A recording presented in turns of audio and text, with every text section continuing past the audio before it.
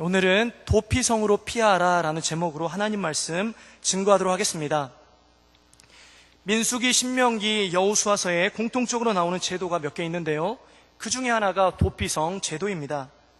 도피성은 히브리어로 미클라트 이르라고 합니다. 무슨 뜻이냐면 받아들이는 성, 수용하는 성이라는 뜻입니다. 누구를 수용하는 것입니까? 부지 중에 실수로 사람을 죽인 자를 수용하는 곳입니다. 그 사람을 받아들이는 성이 바로 도피성입니다. 예를 들면 어떤 사람이 친구와 함께 나무를 베러 산에 올라갔습니다. 한참을 올라갔습니다. 마음에 드는 나무를 만났습니다. 그래서 이제는 도끼를 꺼내고 그 나무를 베려고 도끼를 나무에 찍었는데 갑자기 자루에서 도끼가 빠져나가 버렸습니다. 하필이면은 그 도끼가 옆에 있는 친구의 머리를 때렸든지 아니면 중요한 부위를 때렸든지 해가지고 친구가 죽게 되었습니다. 그러면 그 즉시 그 사람은 살인자가 되는 것이죠. 이렇게 부지 중에 실수로 죽인 자, 그러한 자가 도망하는 곳, 또한 그러한 자를 받아들이는 곳이 바로 도피성입니다. 그렇게 죽은 사람, 그러한 친구의 가족들이나 친척들, 또한 친한 측근들은 어떻게 할까요? 여러분이라면 어떻게 하시겠습니까? 찾아서 죽이려고 하겠죠. 그런데 그때 다른 곳으로 피하지 말고 도피성으로 피하라고 하는 것이 도피성 제도입니다. 도피성은 총 6개의 성읍이 있었습니다. 하나님께서 그 이스라엘 백성들에게 지파별로 땅을 주셨죠. 그런데 레위인들에게는 성읍을 주셨습니다. 우리가 그 여호수아서를 보면 잘 알 수가 있는데요, 몇 개의 성읍을 주셨냐면 48개의 성읍을 주셨습니다. 그런데 그 48개의 성읍 중에서 6개의 성읍이 바로 도피성입니다. 그래서 요단을 건너기 전에 요단 동편에서 모세가 하나님으로부터 3개의 도피성을 부여받게 되죠. 그래서 요단 동편에 3개의 도피성이 있고, 또한 요단을 건너 요단 서쪽에 3개의 도피성이 있게 되었습니다. 왜 이렇게 많은 도피성을 지었을까요? 왜냐하면 하루 만에 갈 수 있도록 하기 위해서였습니다. 부지불식간에 실수로 누군가를 죽였습니다. 그런데 자기를 찾는 어떤 사람이 있다라고 한번 생각해 보세요. 무조건 피하겠죠. 그런데 그 피하다가 다른 나라로 갈 수도 있고 스스로 자결할 수도 있을 것입니다. 그런데 하나님께서 이 도피성을 마련해 주심으로 말미암아 하루 만에 도피성에 도달하여 피해 보복자를 피하게 되는 은혜를 입게 되었다는 것이 바로 도피성 제도입니다. 사랑하는 성도 여러분, 우리가 여기에서 한 가지 발견할 수 있는 사실이 있는데요, 그것은 똑같은 살인이라 할지라도 하나님께서는 고의적으로 살인했느냐 아니면 그렇지 않느냐에 따라서 하나님이 그 죄를 다르게 보신다는 것입니다. 구분하신다는 것이에요. 고의성이 있는 살인이라면 반드시 죽이라고 말씀하셨습니다. 출애굽기 21장 14절에 보니까 고의로 그 이웃을 죽이면 제단 앞에 있을지라도 잡아내려 죽이라 라고 말씀하셨습니다. 제단이 어떤 곳입니까? 거기에서 자기의 죄를 고백하고 회개하는 곳이 바로 제단입니다. 그런데 누군가를 고의로 죽이고 그 제단 앞에서 자기의 죄를 후회하고 회개한다 할지라도 하나님께서 억지로 그 사람을 끄집어내려 그 사람을 죽이겠다라고 하는 것이 출애굽기 21장 14절 말씀입니다. 고의로 살인한 사람은 하나님께서 이렇게 처우하신대요. 이 정도로 엄격하게 말씀하셨습니다. 그러나 고의성은 없지만 실수로 누군가를 죽였다면 도피성을 만들어줄 테니 그곳으로 피해라 라고 하는 것이 바로 이 제도입니다. 하나님께서는 인간이 얼마나 연약하고 실수가 많은지를 미리 아셨기 때문에 도피성을 미리 마련해 주셨습니다. 그리고 도피성 제도는 이러이러한 것이다 라고 말씀해 주시면서 실수로 누군가를 죽인 사람이 살 수 있도록, 또한 그 가나안 땅에 하나님께서 원하시는 거룩하고 또한 존귀하고 영광스러운 그러한 문화와 또한 그러한 세상이 만들어질 수 있도록 하나님이 마련해 주신 것입니다. 하나님의 지혜이죠. 자, 그렇다면 오늘 본문을 3가지의 관점으로 살펴보도록 하겠습니다. 첫째, 도피성이 있었던 가나안 땅은 어떤 곳인가입니다. 병행 구절인 민수기 35장 34절은 이렇게 말씀하고 있습니다. 너희는 너희가 거주하는 땅, 곧 내가 거주하는 땅을 더럽히지 말라. 나 여호와는 이스라엘 자손 중에 있음이니라. 아멘. 그렇습니다. 가나안 땅은 이스라엘 백성들이 있는 곳이기도 하지만 하나님이 거주하시는 곳입니다. 그래서 거룩한 땅입니다. 이스라엘 백성들이 그 땅에 거주하고 있기 때문에 거룩한 땅이 아닙니다. 하나님이 그곳에 계시기 때문에 그곳은 거룩한 땅입니다. 교회는 거룩한 곳입니다. 이처럼 함께 예배하며 하나님을 신실하게 섬기는 우리들 때문에 거룩한 곳일까요? 아닙니다. 우리는 수시로 변하잖아요. 은혜가 있으면 하나님을 영광스럽게 섬기고 온 마음을 다하여 섬기지만 그렇지 않을 때에는 불신자와 다름없는 삶을 살아갈 때도 많이 있잖아요. 우리의 상태에 따라서 교회가 결정된다면 교회는 정말로 비참한 곳입니다. 그런데 교회는 하나님이 거하시는 곳입니다. 그래서 교회는 거룩한 곳입니다. 하나님께서 이곳에 계시기 때문에 거룩한 곳이다라는 것이죠. 그렇기 때문에 사람에게 너무 많은 기대, 지나친 기대를 하지 마십시오. 사람은 하나님께서 그때에 하나님이 쓰시기에 합당한 그러한 사역들을 감당하려고 그 사람을 세우신 것입니다. 담임 목사님이 안 계시기 때문에 이런 설교하는 거 아닙니다. 담임 목사님 오셨을 때 목사님, 조승건 목사님이 설교하는데 이런 설교를 했습니다. 그렇게 말씀하시면 안 됩니다. 담임 목사님은 매우 중요합니다. 하지만 우리가 어떤 한 사람에 의해서 교회가 좌지우지 되는 것이 아니다 라고 하는 것만큼 꼭 기억하셔야 합니다. 하나님은 교회의 주인이십니다. 그래서 하나님이 거하시는 땅, 하나님이 거하시는 곳은 하나님께서 친히 지키십니다. 기독교 2000년 역사 가운데 교회가 위기가 아니었던 적이 없습니다. 언제나 위기였어요. 언제나 이단의 공격이 있었고요. 언제나 세속주의의 위협이 있었습니다. 그러나 그때마다 하나님은 하나님께서 기묘한 방식으로 또한 하나님의 사람을 하나님께서 세우시고 또한 부흥을 주시고 이러한 방식으로 하나님께서 교회를 지키시고 보호해 가셨습니다. 그래서 거룩하신 하나님이 그곳에 계시기에 더럽혀질 수 없다라고 하는 것이 구약에도 그렇고 신약에도 그렇고 또한 교회사 가운데에도 나타나 있는 진리입니다. 하나님이 거하시는 곳을 거룩하게 만들어 가십니다. 그래서 오늘 말씀해 보면 하나님이 거룩하신 분이시기 때문에 그 거룩을 사수하고 계시는 그러한 모습이 나타납니다. 도피성으로 피하는 제도를 하나님이 만드신 이유가 바로 여기에 있습니다. 우리가 생각했을 때에는 사람을 위해서 하나님이 도피성을 만드셨구나라고 생각할 수가 있는데요. 사실은 하나님을 위하여서 도피성을 만들어 놓으셨습니다. 왜냐하면 하나님이 거하시기에 그곳에는, 그 땅에는 더 이상 난폭한 죽음이 지배할 수 없다라고 하는 것을 하나님이 직접 보여주시고 또한 그렇게 제도로 만들어서 이끌어가고 계시다는 것이죠. 한번 생각해 보십시오. 우리가 사랑하는 가족이 누군가에 의해서 죽임을 당하였습니다. 그 사람을 실수래요. 자기도 몰랐대요. 그냥 부지불식간에 나의 손이 또한 나의 행동이 이렇게 했었는데 그 사람이 죽었다라고 그렇게 말할 수 있습니다. 그런데 사랑하는 우리의 가족이 죽었습니다. 이게 고의가 있냐 고의가 없냐 이러한 것은 둘째치고 사랑하는 가족이 죽었는데요. 그러면 어떤 마음이 드십니까? 분노가 치밀어 오르죠. 그리고 그 사람에게 보복하려고 하는 마음이 듭니다.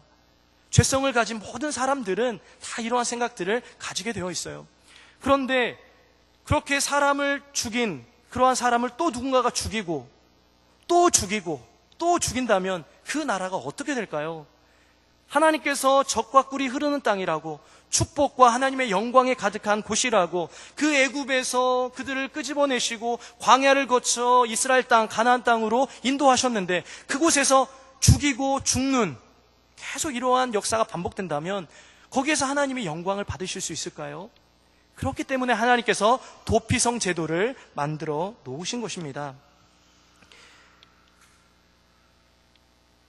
중고등학교 시절에 무협지를 혹시 읽어보신 분들이라면 그 내용을 잘 아실 것입니다. 아버지가 죽습니다. 점점점 내공을 쌓아요. 그리고 기회를 엿보다가 기회가 되면 또 죽이죠. 이렇게 한 나라가 또한 한 집안이 이렇게 서고 망하고 하는 부분들이 무협지에 잘 나타나 있거든요. 어쨌든 그러한 역사를 하나님께서 미연에 방지하신 것입니다. 자, 두 번째는 도피성으로 피하라라는 것입니다. 오늘 본문 2절 3절 말씀 우리 함께 읽어보겠습니다. 2절 3절입니다. 시작.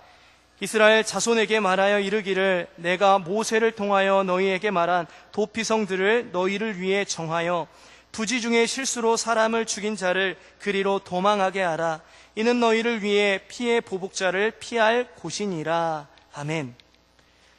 2절 말씀, 3절 말씀에 반복적으로 나오는 문구가 있는데요.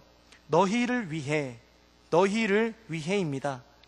도피성이 하나님을 위해 만들어진 것이다 라고 제가 말씀을 드렸습니다. 그런데 그뿐만 아니라 우리를 위해서, 이스라엘 백성들을 위해서도 도피성을 만들어 놓으셨다라고 오늘 본문이 말씀하고 있습니다.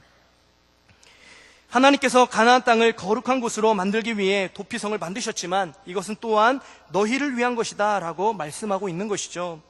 사랑하는 성도 여러분, 누군가를 실수로 죽였다면 평생 그 사람의 가족들이나 친척들 또한 그 사람의 측근들로부터 피해 다니는 도망자 신세가 되어야 될 것입니다. 더군다나 이 당시에는 지금 이스라엘 나라가 완전히 규모 있게 세워지지 않았습니다. 그렇기 때문에 실수로 부지 중에 사람을 죽이는 일들이 많이 일어났을 것이에요. 나무를 베다가 그럴 수도 있고요.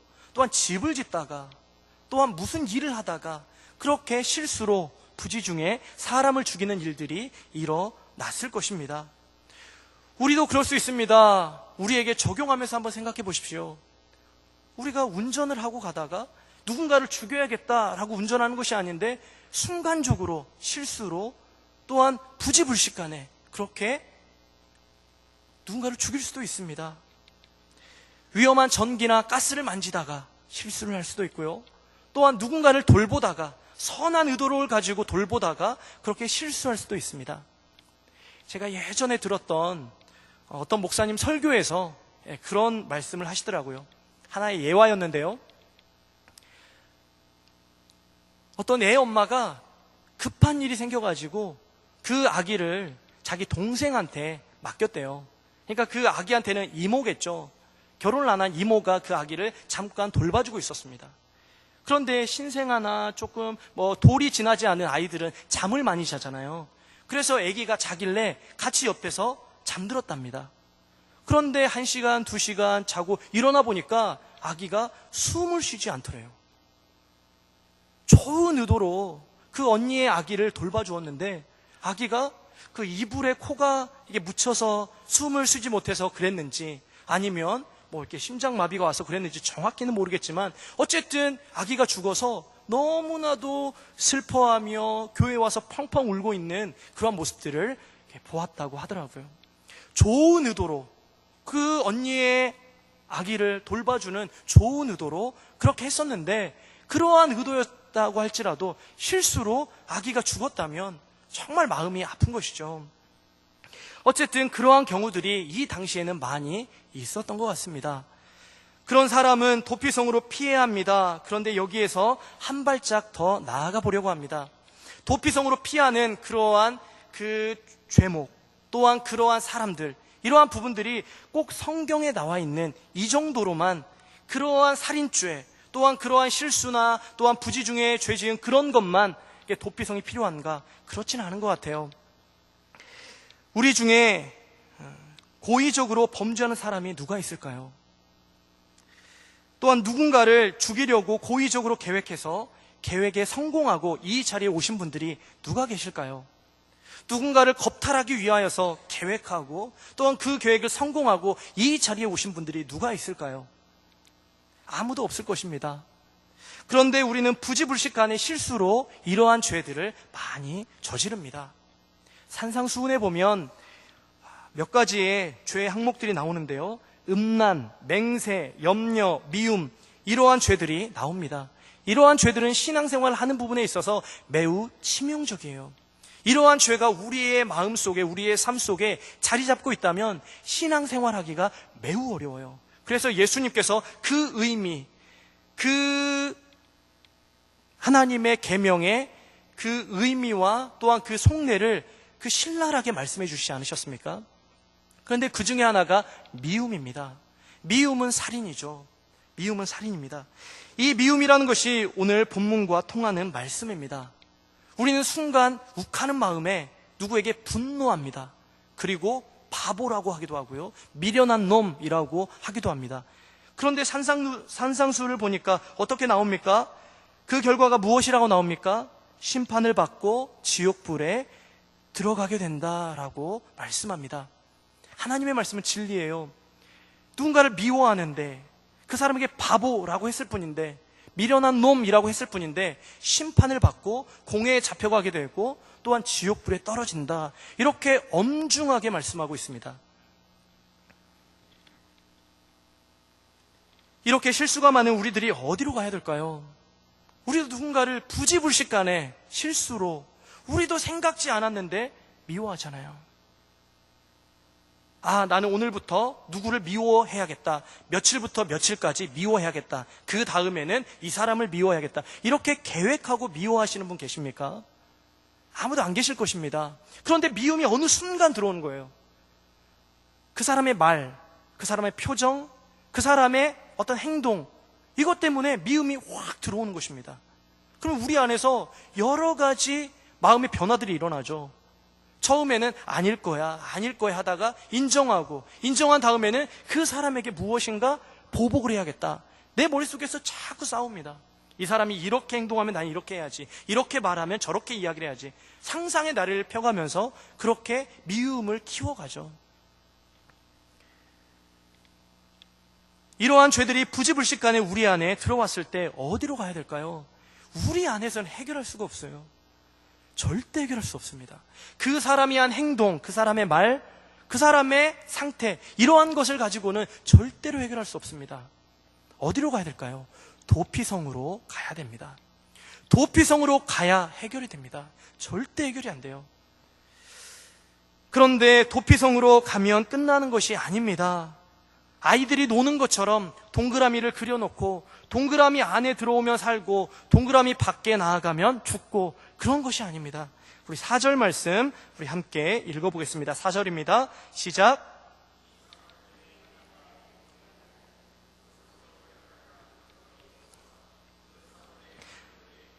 자기의 사건을 말할 것이요, 그들은 그를 성읍에 받아들여 한 곳을 주어 자기들 중에 거주하게 하고. 아멘. 과정이 있다는 것입니다. 도피성에 들어가기 전에 문 어귀에 서서 그 성읍의 장로들에게 사실을 고백해야 됩니다. 어떠한 경위에 의해서 그 사람을 죽이게 되었는지, 또한 자기가 실수하고 또한 자기의 허물이 무엇인지를 고백해야 됩니다. 그리고 그 부분이 받아들여지면 도피성에 한 곳을 부여받고 그곳에 거주하게 되는 것이죠. 이러한 과정이 있을 때에 도피성에 들어가게 된다는 것이에요. 분명히 우리 안에도 미움이라는 것이 있어요. 지금은 없을 수도 있습니다. 그런데 어느 순간 부지불식간에 그 사람이 너무 좋았는데 그 사람이 미움의 대상으로 다가올 때가 있어요. 그래서 그 사람이 살인의 감정과 같잖아요. 그 살인의 감정과 같다는 것은 무엇이냐면 그 사람이 지구 밖을 떠났으면 좋겠다라고 하는 마음이에요. 하나님께서는 하나님의 질서 가운데 지금 그 사람이 여기에 있어야 되는데, 지금 나의 질서와 나의 기분과 나의 계획에서는 그 사람이 지구 밖을 떠나야 되는, 그것이 바로 미움입니다. 어쨌든 부지불식간에 그러한 미움이 확 들어와요. 어떻게 할 수가 없습니다. 그래서 우리가 도피성으로 피하는데, 도피성으로 피하는 것으로 끝나는 것이 아니라 문 어귀에 서서 고백을 해야 된대요. 그 허물을, 그 죄를 고백을 해야 된대요. 그리고 그렇게 고백을 하고 그렇게 받아들여지고 하는 과정을 지난 다음에 도피성에 거주할 수 있게 된다라고 말씀하고 있습니다. 사랑하는 성도 여러분, 하나님께서는 우리에게 이 도피성을 언제나 주시는 분이세요. 언제나 우리를 받아주시고 또한 우리를 용납해 주시고 또한 우리 안에서 하나님의 하나님 되심을 펼쳐가시는 분이십니다. 그런데 하나님께서 딱 한 가지 하나님이 받아들이지 못하는 것이 있습니다. 그것이 무엇이냐면 죄예요. 죄. 언제나 하나님 우리를 받아들여 주십니다. 그런데 그 죄가 있다면 하나님의 성품상 받아들일 수가 없는 거예요. 그래서 죄를 고백하고 하나님 앞에 회개하고, 또한 그 하나님이 그 죄를 받아주시면 그때 도피성 안에서, 하나님 안에서 거주하게 되는 것이죠. 사랑하는 성도 여러분, 우리에게 한번 적용해 봅시다. 언제나 우리의 피난처, 산성, 도피처는 우리 주 예수 그리스도이십니다. 그리스도께서 우리의 도피성이 되어주시기 때문에 실수가 많고 죄를 지었다 하더라도 그분께 나아갈 수 있는 것입니다. 죄가 더 강력하게 역사한다면 더더욱 그리스도를 간절히 찾고 그리스도께로 나아가야 합니다. 그러면 그리스도께서 우리의 모든 허물을 받아주시고 우리를 안전하게 보호하실 것입니다. 뿐만 아니라 그리스도께서 머리가 되시고 또한 우리를 몸으로 삼으신 교회가 바로 도피성입니다. 우리 옆에 계신 분들하고 이렇게 한번 인사해 보면 좋겠습니다. 잘 오셨습니다. 우리는 안전합니다. 우리 이렇게 한번 인사해 보겠습니다. 그렇습니다. 교회는 세상으로부터 우리를 보호하는 곳입니다. 어거스틴이 말한 것처럼 교회를 어머니로 모시지 않는 사람은 구원받을 수 없다라고 하는 것이 바로 이 의미입니다. 교회로부터 우리는 진리와 은혜를 공급받습니다. 마치 어린아이가 어머니로부터 수분과 모유, 양분을 공급받는 것처럼 우리는 교회로부터 은혜와 진리를 공급받습니다. 그리고 어린아이가 엄마 품에서 평안함과 안전함을 느끼는 것처럼 우리는 교회 안에서 평안함과 안전함을 느낍니다. 제가 청년 시절에 교회에 가면 항상 음악이 나왔어요. 잔잔한 묵상 기도가 나왔습니다. 새벽 4시부터 12시까지, 그러니까 밤 12시까지 항상 교회 안에 잔잔한 음악이 나왔어요. 왜 그렇게 음악이 나왔을까요? 기도하라고. 기도하는 분위기를 만들어주기 위하여서 그렇게 20시간을 교회에서 음악을 틀어줬습니다. 청년 시절에 얼마나 외롭습니까? 그리고 얼마나 고독합니까? 그래서 교회를 찾았습니다. 너무 곤고하여서 교회를 거의 매일 찾았던 것 같아요. 매일 교회 가서 하나님 앞에 묵상으로 기도하고 또한 소리내서 기도하고 또한 이렇게 찬양을 할 때도 있었습니다. 십자가 그늘 아래 나 쉬기 원하네. 저 햇볕 심이 뜨겁고 또 짐이 무거워 이 광야 같은 세상에 늘 방황할 때에 주 십자가의 그늘에 내 쉴 곳 찾았네. 이렇게 찬양을 부르면 눈물이 주르륵 흐릅니다. 하나님과 나와의 교제가 이루어지고 하나님께서 내 마음을 확 이렇게 만지고 계시는 것이 느껴집니다. 교회는 이런 곳이구나. 곤고할 때, 외로울 때 찾는 곳이 바로 교회이구나 라고 하는 것을 이론적으로만 알았던 것이 아니라 영혼 안에서 경험적으로 알게 되었습니다.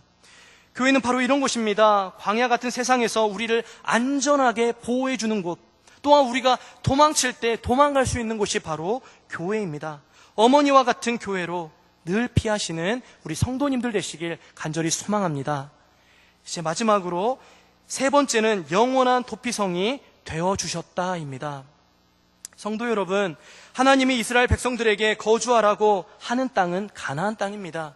하나님께서 애굽에서 그들을 인도하시고 또한 광야를 거쳐서 가나안 땅으로 들어가게 하셨을 때에는 도피성이라고 하는 곳이 6곳이 있는데 너희는 도피성에서 살아라 라고 하신 것이 아니잖아요. 하나님이 젖과 꿀이 흐르는 땅이라고 주신 땅은 바로 가나안 땅입니다. 일시적으로 도피성에 있는 것이지 영원히 도피성에 있는 것이 아닙니다. 도피성에 영원히 사는 것은 의미가 없습니다. 그곳은 마치 가택 연금 상태와 같은 감옥입니다. 하나님이 이스라엘 백성들에게 원하는 삶은 가나안 땅에서 생육하고 번성하여 하나님께서 원하시는 그 아름답고 영광스러운 공동체, 그 나라를 만드는 것이 하나님의 원대한 계획이었습니다. 그런데 부지 중에 실수로 살인한 자는 도피성에 갇혀 있다가 어떻게 됐습니까? 나올 수가 없어요. 나올 수가 없습니다. 그곳에서 나오려면 어떻게 해야 될까요? 민수기 35장 33절 말씀해 보니까 이렇게 말씀하고 있습니다. 피 흘림을 받은 땅은 그 피를 흘리게 한 자의 피가 아니면 속함을 받을 수 없느니라. 이렇게 말씀하고 있어요. 무슨 말씀입니까? 피를 흘렸기 때문에 부지 중에라도 실수 중에라도 피를 흘렸기 때문에 그 피에 대한 대가를 반드시 치러야 된다라고 말씀하고 있는 것입니다. 피를 흘리게 한 장본인이 피를 흘리지 않으면 그 땅이 정결해질 수 없다라고 말씀하고 있는 것이에요. 사랑하는 성도 여러분, 이것이 무슨 뚱딴지 같은 말씀입니까? 저도 의아하게 생각하였습니다. 도피성으로 피해야 되는데, 하나님께서 우리의 도피성이 되어주시는데, 도피성은 영원한 곳이 아니고 우리는 그 도피성에서 나와야 되고, 도피성에서 나오기 위해서는 내가 죽어야 된다니, 이게 무슨 뚱딴지 같은 말씀인가? 이건 율법도 아니고 복음도 아니고, 이건 너무나도 이상한 말씀이다 라고 생각이 되었습니다. 그런데 하나님의 말씀을 찬찬히 읽어보니까 그 의미를 알게 되었습니다. 하나님께서는 부지 중에 실수로 사람을 죽였다 할지라도 실수로만 치부하지 않겠다라는 것입니다. 그렇기 때문에 우리는 부지 중에 살인하는 것도 두려워해야 됩니다. 실수로 죄 짓는 것도 두려워해야 됩니다. 죄를 짓는 것은 두려워해야 돼요. 자, 그렇다면 도피성에서 나올 수 있는 방법은 없을까요? 영원히 도피성에 갇혀 있어야 될까요? 이것이 그리스도께서 주시는 참된 자유일까요? 이것이 교회가 이 세상에 존재하는 목적일까요? 아닙니다. 우리 본문 6절 말씀 우리 한번 읽어보겠습니다. 6절입니다. 시작. 그 살인자는 회중 앞에 서서 재판을 받기까지 또는 그 당시 대제사장이 죽기까지 그 성읍에 거주하다가 그 후에 그 살인자는 그 성읍 곧 자기가 도망하여 나온 자기 성읍 자기 집으로 돌아갈지니라 하라 하시니라. 아멘. 회중 앞에 서서 재판을 받게 되면 도피성에서 빠져나올 수도 있대요. 그런데 회중 앞에 서서 재판을 받게 되면 그 사람이 죽는 날이 바로 그날입니다. 그러니까 이거는 의미가 없는 것이죠. 그러나 도피성에서 나와 자기 집으로 돌아가는 유일한 길이 있는데 그 길은 바로 그 당시에 대제사장이 죽는 경우입니다. 로마서 6장 23절에 죄의 삭은 사망이요, 히브리서 9장 22절에 피 흘림이 없은즉 사함이 없느니라 라고 말씀하고 있습니다. 반드시 누군가가 죽든지 죽어야 거기에서 빠져나올 수 있다는 것이죠. 오늘 본문의 말씀도 그 당시에 대제사장이 죽기까지는 거기에 거주해야 된다라고 말씀하고 있습니다. 대제사장이 죽으면요, 다시 집으로 돌아가게 되는 것이죠. 반드시 죄는 죽음이 있어야 됩니다. 죄인이 죽든지 죄인을 대신하여 누가 죽어야 된다는 것이죠. 그런데 오늘 말씀에는 누가 죽으면 도피성에서 나와 집으로 돌아갈 수 있다고 했습니까? 대제사장이 죽으면 집으로 돌아갈 수 있다고 했습니다. 우리가 구약의 또 다른 제도를 알고 있는데요, 그 제도가 무엇이냐면 제사제도입니다. 제사제도는 죄인과 제물이 연합됩니다. 그래서 죄인의 죄가 제물에게 전가되죠. 그러면 그 제물인 그 동물들은 제사장에게 드려지고 제사장은 피를 흘리고 다 태워서 하나님께 바칩니다. 그러면 이 제물과 연합된 죄인이 용서를 받죠. 우리는 이 연합만을 알고 있어요. 그런데 성경에 보면 제사장과 제물이 연합되어 있다라고 말씀하고 있습니다. 그 제물과 제사장이 연합이 되어 있는데 어떻게 연합이 되어 있냐면요, 제물을 먹으라고 하나님께서 제사장들에게 말씀합니다. 레위기 10장 17절 말씀에 제가 읽어드리겠습니다. 제사장 너희로 회중의 죄를 담당하여 그들을 위하여 여호와 앞에 속죄하게 하려고 너희에게 주신 것이니라 라고 말씀하고 있습니다. 그래서 제물을 먹어야 됩니다. 그 제물을 먹어야 이 제사장이 제물과 연합되어 하나님 앞에 제사를 드릴 때 하나님께서 받으신다는 것이죠. 지금 누가 연합되어 있습니까? 죄인과 제물과 제사장이 연합되어 있습니다. 그런데 한번 대제사장을 한번 생각해 보십시오. 대제사장은 그렇게 연합되어 있을 뿐만 아니라 항상 입고 있는 에봇에 12개의 보석을 받고 있어요. 그 12개의 보석은 이스라엘의 12지파를 의미하고 있죠. 그래서 대제사장이 하나님 앞에 아뢰일 때에는 그 12지파를 대표해서 하나님 앞에 아뢰는 것이고, 또 하나님 앞에 죄를 사해달라고 간구할 때에는 이스라엘 12지파의 죄를 사해달라고 간구하는 것입니다. 이스라엘과 대제사장이 연합되어 있습니다. 그 죄인들과 대제사장이 연합되어 있어요. 그래서 대제사장의 행위 하나하나, 심지어는 죽음까지도 의미를 담고 있는 것입니다. 도피성에 갇혀있는 사람이 그곳에서 빠져나올 수 있는 유일한 길은 그 대제사장이 죽는 것밖에 없습니다. 사랑하는 성도 여러분, 그 대제사장이 죽었다라고 했을 때 어느 정도 신앙생활 하신 분들은 이 대제사장이 누구신가 하는 부분들을 잘 아실 것입니다. 누구십니까? 히브리서에서 말씀하고 있는 것처럼 그 대제사장은 바로 우리 주 예수 그리스도이십니다. 그리스도께서 우리를 대신하여 죽으셨기 때문에 우리가 그 안전한 교회로 나오면 안전하고 또한 주님을 찾으면 또 안전한데, 그 모든 것이 의미가 있기 위하여서는 대제사장이신 예수 그리스도께서 반드시 죽어야 하는 사건이 있었어야 됐다라고 하는 것이에요. 그래서 우리가 교회에 나오는 것도 의미가 있고요, 주님을 찾을 때에 주님이 우리를 만져주시고 또한 우리의 모든 문제를 해결해 주시고 또한 우리를 눈물을 닦아주시고 이러한 모든 것들이 가능하게 된 것입니다. 이제 말씀을 맺도록 하겠습니다. 사랑하는 성도 여러분, 우리의 삶을 한번 돌아보십시오. 하나님께서는 기적적인 방법으로 요단강을 건너 가나안 땅으로 들어가게 해주셨습니다. 그런데 애굽의 생활습관, 광야에서 얻은 고집, 인생이기에 저지르는 실수들이 우리에게 얼마나 많습니까? 도피성이 없이는 살 수 없는 인생들입니다. 그래서 우리는 도피성으로 왔습니다. 주님을 찾아왔습니다. 교회에 나왔습니다.